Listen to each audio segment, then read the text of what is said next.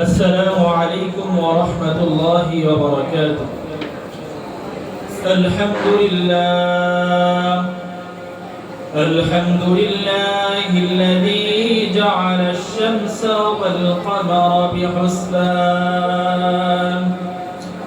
والنجم والشجر يسجدان وفضل زمانا على زمان كما فضل مكانا على مكان وإنسانا على إنسان ونشهد أن لا إله إلا الله وحده لا شريك له ونشهد أن سيدنا ومولانا محمدا عبده ورسوله. أما بعد فأعوذ بالله من الشيطان الرجيم. بسم الله الرحمن الرحيم. قل هو الله أحد الله الصمد لم يلد ولم يولد ولم يكن له كفوا أحد.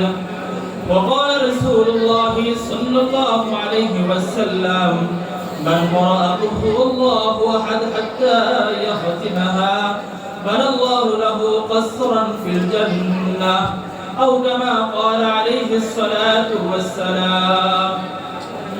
الحمد لله আল্লাহ জাল্লা জালালুহু আম্মা নাওয়ানুহু এর দরবারে লাখো কোটি শুকরিয়া যে মহান রব্বুল ইজ্জত ও জালাল আমাদেরকে রবিউল আউয়াল মাসে আল্লাহর রাসূলের জন্মের লগ্ন মাসে আল্লাহ তাআলা আমাদেরকে এক মহতি জলসায় পবিত্র সিরাতুন নবী সাল্লাল্লাহু আলাইহি ওয়াসাল্লাম উপলক্ষে আয়োজিত 3 দিন ব্যাপী শিক্ষামূলক প্রতিযোগিতা অনুষ্ঠানের প্রথম দিনের তৃতীয় অধিবেশনে আল্লাহ তাআলা আমাদেরকে হাজির হওয়ার তৌফিক দিয়েছেন। এই জন্য রব্বে করিমের দরবারে শুকরিয়া আদায় করি, বলি আলহামদুলিল্লাহ। সম্মানিত হাজিরিন, আপনারা আমার আগেও কয়েকজনের আলোচনা শুনেছেন, এরপরে আলোচনার উপেক্ষা রাখে না, তারপরে যেহেতু দাওয়াত দেওয়া হয়েছে ইনশাআল্লাহ কিছু আলোচনা করব। সূরা ইখলাস আমি পাঠ করেছি, উক্ত আয়াতের উপর উক্ত সূরার উপর ইনশাআল্লাহ আমি কিছু আলোকপাত করার চেষ্টা করব। সম্মানিত হাজিরিন, রব্বুল আলামিন কোরআনে কারীম নাযিল করেছেন। এই কোরআনে কারীমের মধ্যে আল্লাহ রাব্বুল আলামিন 114টা সূরা দিয়েছেন। এর মধ্যে থেকে প্রত্যেকটা সূরা নামকরণ করা হয়েছে কায়দা অনুযায়ী, যেটা আমরা উসুল ভিত্তিক বলে থাকি যে তাসমিয়াতুল কুল বিইসমিল জুজ হিসাবে প্রত্যেক সূরার জুজ হিসাবে প্রত্যেক সূরার কুলকে নামকরণ করা হয়েছে। তো কোরআনে কারীমের একটা সূরা সূরাতুল ইখলাস, এই সূরার 4টা আয়াত যদি আমরা ঘুরি তাহলে এই 4টা আয়াতের মধ্যে ইখলাস কোন শব্দ আমরা দেখতে পাইতেছি না। আল্লাহ রাব্বুল আলামিন কোরআনে কারীমের নাযিলকৃত হিসাবে কোরআনে কারীমের এই সূরাটি 22 নম্বরে নাযিল করেন। আর কোরআনে কারীমে লিপিবদ্ধ হিসাবে কোরআনে কারীমের মধ্যে সূরাটির স্থান হলো 112 নম্বরে। তো রব্বুল আলামিন এই সূরা ইখলাস নাযিল করলেন। প্রথমে আমরা জেনে নেব ইখলাস কাকে বলে। মুফাসসিরিন কেরাম ব্যাখ্যা করেন, ইখলাস বলা হয় ইয়াকুনু সুকুনুল আবদি হারাকাতুহু লিল্লাহ, বান্দার প্রত্যেকটা সুকুন আর হারাকাত, বান্দার চুপ থাকা নড়াচড়া করা প্রত্যেকটা বিষয় রব্বুল আলামিনের সন্তুষ্টির জন্য হবে। এরপরে বলা হয় মুখলিস কাকে বলা হয়। এর ব্যাখ্যায় মুফাসসিরিন কেরাম বলেন ওয়া হুয়াল্লাযী ইয়া'মালু আমালান লা ইউহিব্বুহু আন ইউহমাদান নাসু আলাইহি, যে সে শুদ্ধ আমল করবে একমাত্র আল্লাহ রাব্বুল আলামিনের সন্তুষ্টির জন্য, ইল্লা বিরিদা, শুধুমাত্র একমাত্র আল্লাহ রাব্বুল আলামিনের সন্তুষ্টি। তো ইখলাস শব্দের শাব্দিক অর্থ হলো একনিষ্ঠতা, নিরঙ্কুশভাবে দৃঢ়ভাবে রব্বুল আলামিনকে বিশ্বাস করা। বুখারী শরীফের 99 নম্বর হাদিসের মধ্যে আবু হুরায়রা থেকে হাদিস বর্ণিত বলা হয় عن أبي هريرة رضي الله تعالى عنه قال قيل يا رسول الله حضرت أبو هريرة رضي الله تعالى عنه رسول کے জিজ্ঞাসা করলেন ইয়া রাসূলুল্লাহ أسعد الناس بشفاعتك يوم القيامة কিয়ামতের ময়দানে কোন ব্যক্তি আপনার শাফাআত দ্বারা ধন্য হবে যখন হযরত আবু হুরায়রা রাদিয়াল্লাহু তাআলা আনহু এই প্রশ্ন করলেন আল্লাহর রাসূল বলেন কদ জানতুহু ইয়া আবু হুরায়রা হে আবু হুরায়রা আমি ধারণা করেছি যে লা ইয়াসআলানি আন হাযাল হাদিস এই হাদিস তুমি ছাড়া কেউ আমাকে জিজ্ঞাসা করতে পারে না আহাদুন আউয়াল মিনহু শুধুমাত্র তুমি একমাত্র জিজ্ঞাসা করবে এটা আমার ধারণা ছিল কি জন্য ধারণা ছিল فلما رأيت من حرص الحديث حرصك على الحديث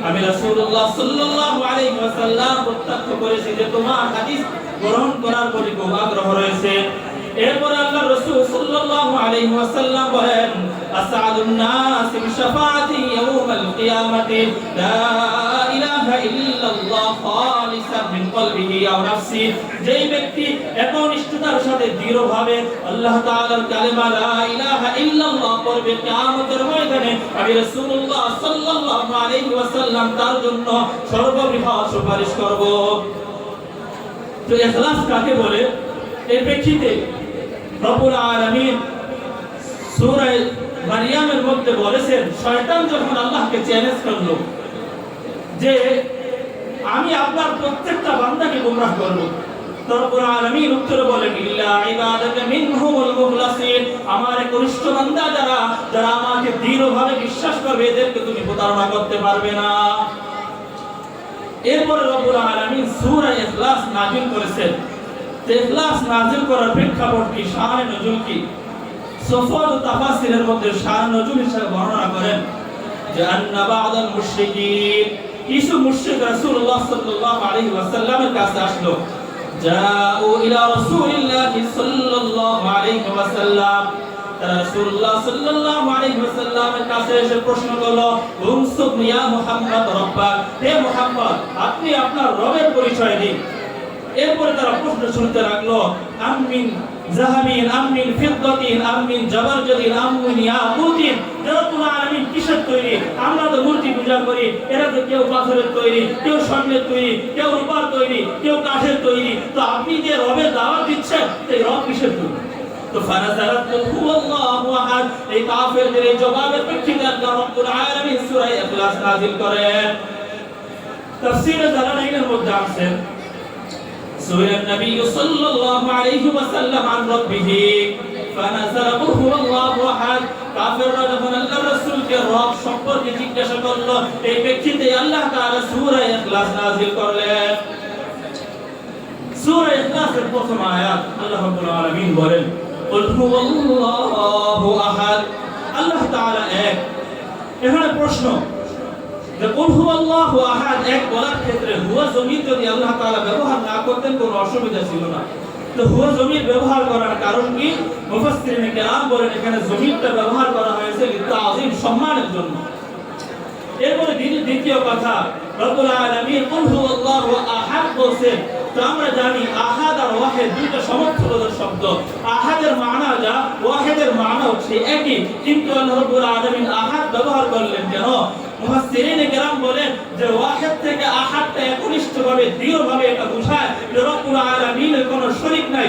লা শারীকা লাহ এইজন্য আল্লাহ রাব্বুল আলামিন আহাদ শব্দকে ব্যবহার করেছেন দ্বিতীয় আয়াত আল্লাহুস সামাদ আল্লাহ তাআলা মুতাফাক্কি সামাদ এই শব্দ নিয়ে মুফাসসিরিনে কেরামের মাঝে অনেক ইখতিলাফ রয়েছে ইমাম আহমদ ইমাম খাত্তাব সহ আর কয়েকজন নাহবী ভাষাবিদ তারা বলেন as-samadus sayyidul ladhi yasmudu ilayhi as-samad বলা হয় ওই শব্দকে যে সত্তার কাছে মানুষ কোন অসুস্থ হলে মানুষ কোন প্রয়োজন হলে যে সত্তার কাছে যায় তো এটা ফেলের ওজনে মুশাব্বাহ বিল ফেল সিগা ধরা হয় শিবে ফেল সিগা ধরে অনেকে বলেন আল মাকসুদ মাফউলুল ওজনে মাকসুদ হিসাবে ধরা হয় অর্থাৎ ইচ্ছা করা যেমন আরবরা ব্যবহার করে থাকে সামাতু ফুলানান আমি অমুক থেকে অভিমুখী হয়েছি আমি অমুক থেকে পৃথক হয়েছি তো মুজাহিদ রাহিমাহুল্লাহ তাআলা সহ আরো কয়েকজন মুহাদ্দিসিন মুফাসসিরিন কেরাম বলেন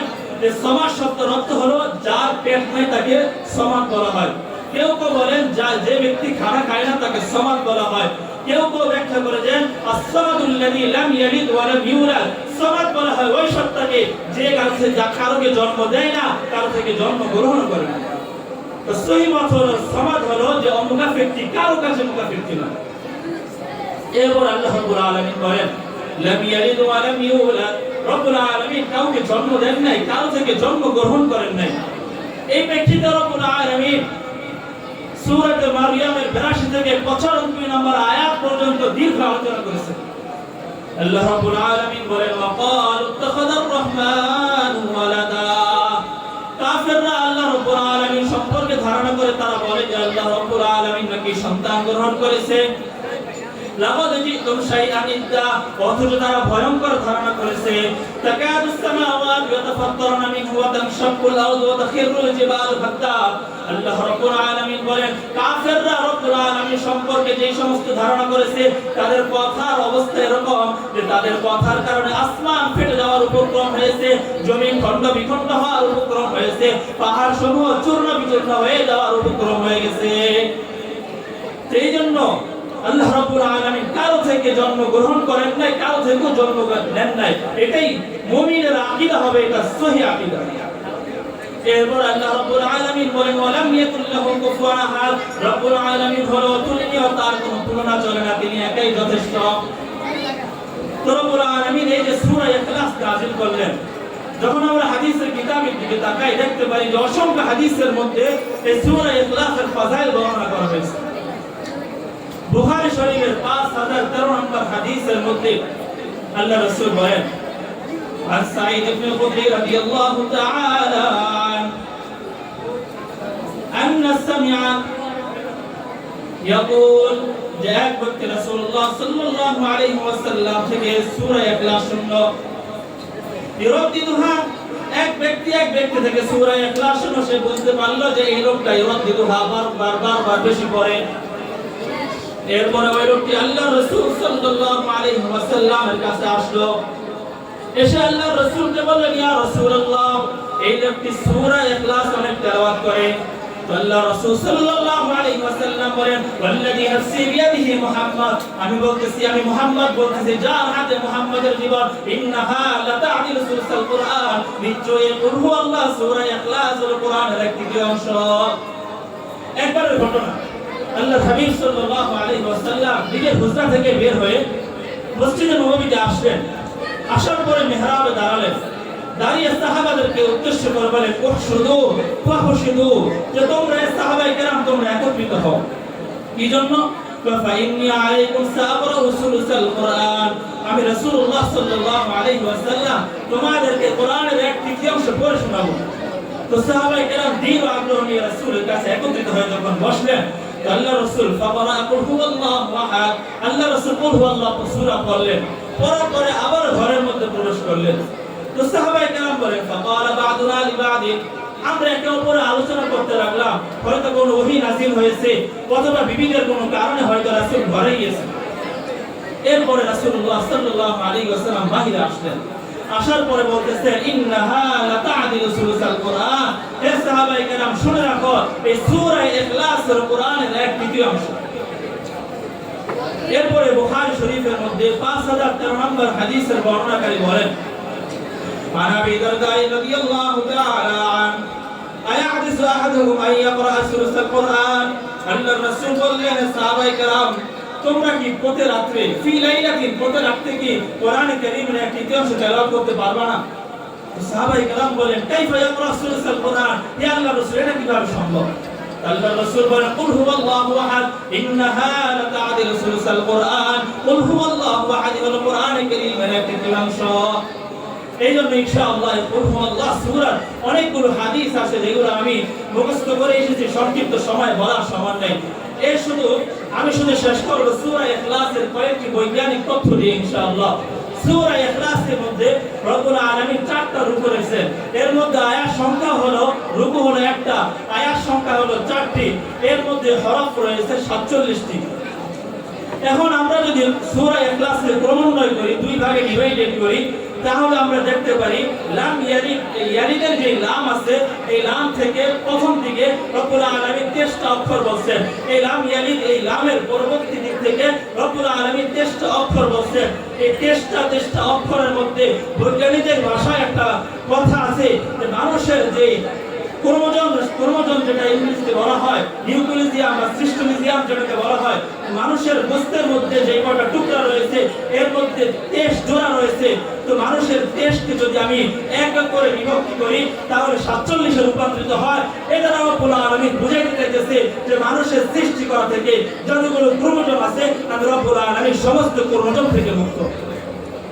এরপরে যদি আমরা এর শেষ দিক তাকাই, রব্বুল আলামিন লাম ইয়ালিদের আগেও 7 শব্দ বলেছেন, লাম ইয়ালিদের পরেও 7টি শব্দ বলেছেন। এই 7টি শব্দ দ্বারা এটাই প্রমাণিত হয়ে যায় রব্বুল আলামিন মানুষ সৃষ্টি থেকে 7 জিনিস লাগে, এই 7 জিনিস থেকে রব্বুল আলামিন মুক্ত। আল্লাহ রব্বুল আলামিন তুরাব থেকে মুক্ত, আলাক থেকে মুক্ত, মুদ্গা থেকে মুক্ত, লুতফা থেকে মুক্ত, ইদগাম থেকে মুক্ত, দম থেকে মুক্ত, ইনসানিয়াতের সমস্ত জাত যেগুলো আছে এগুলো থেকে রব্বুল আলামিন মুক্ত। এই জন্য ইনশাআল্লাহ এই সূরা ইখলাস এটার জন্যই নাযিল হয়েছে যে বান্দা যেন আল্লাহ রাব্বুল আলামিনকে চিনতে পারে। সুতরাং জমিনের মধ্যে যদি রব্বুল আলামিনকে নিয়ে কটূক্তি করা হয়, রাসূলুল্লাহ সাল্লাল্লাহু আলাইহি ওয়াসাল্লামের ইজ্জত নিয়ে কটূক্তি করে, তাহলে রাসূলের আব্দা উম্মত হিসাবে নিজের জীবনের বিনিময়ে এই সূরা ইখলাস থেকে শিক্ষা গ্রহণ করে ইনশাআল্লাহ তাদেরকে শায়েস্তা করব ইনশাআল্লাহ। রব্বুল আলামিন সূরা ইখলাস থেকে যা শুনলাম যা মানলাম সমস্ত ভুল ভ্রান্তি মাফ করে রাখিবুল আল্লাহ তাআলা আমাদেরকে আমল করার মতো তৌফিক দান করুন। ওয়া আখিরু দাওয়ানা আলহামদুলিল্লাহি রাব্বিল আলামিন। আসসালামু আলাইকুম ওয়া রাহমাতুল্লাহ।